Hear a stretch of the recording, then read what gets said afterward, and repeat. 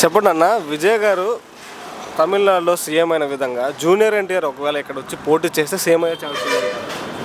అది TDP fame మీద గెలవటం, టీడీపీ ఫేమ్ మీద గెలుస్తారని అనుకుంటున్నాను. ఒకవేళ రాజకీయాల్లోకి వస్తే జూనియర్ ఎన్టీఆర్ గారు మీరు పవన్ కళ్యాణ్కి మద్దతు తెలుపుతారా లేకపోతే ఎన్టీఆర్కి మద్దతు తెలుపుతారా? అలా ఏం లేదు, నేను టీడీపీకి సపోర్ట్ చేస్తాను. ఓకే అన్న, టీవీకి ప్రభుత్వం ఇప్పుడు విజయ్ గారు సీఎం అవ్వబోతున్నారు, దాని మీద మీ అభిప్రాయం ఏంటి? అంటే మొదటిసారి అక్కడ ఒక దళిత్ యాక్టర్ సీఎం అని చెప్పొచ్చు. అక్కడ మొదటిసారి దళిత్ సీఎం ఒక హైయెస్ట్ మెజారిటీతో గెలవడం అనేది ఇదే మొదటిసారి. ఉన్నట్టు వరకు విజయ తలపతి, ఇప్పుడు ప్రజాపతి అంటున్నారు, దాని మీద మీ అభిప్రాయం?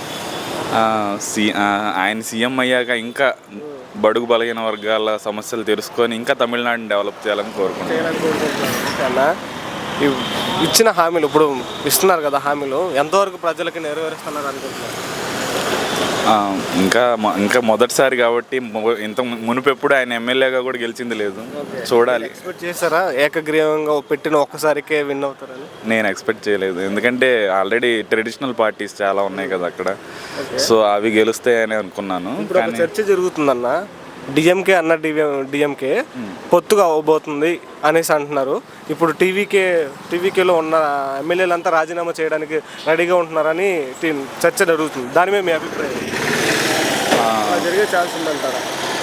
అవకాశం అయితే లేదనుకుంటున్నాను, ఎందుకనంటే అన్న డిఎంకే ఆల్రెడీ వాళ్ళకి ఆపోజిట్ కాబట్టి ఇప్పుడు గెలిస్తే కనుక నెక్స్ట్ ఎలక్షన్స్లో ఇంకా దెబ్బ అయ్యే అవకాశం ఉంది, వాళ్ళకి ఇంకా దెబ్బ పడే అవకాశం.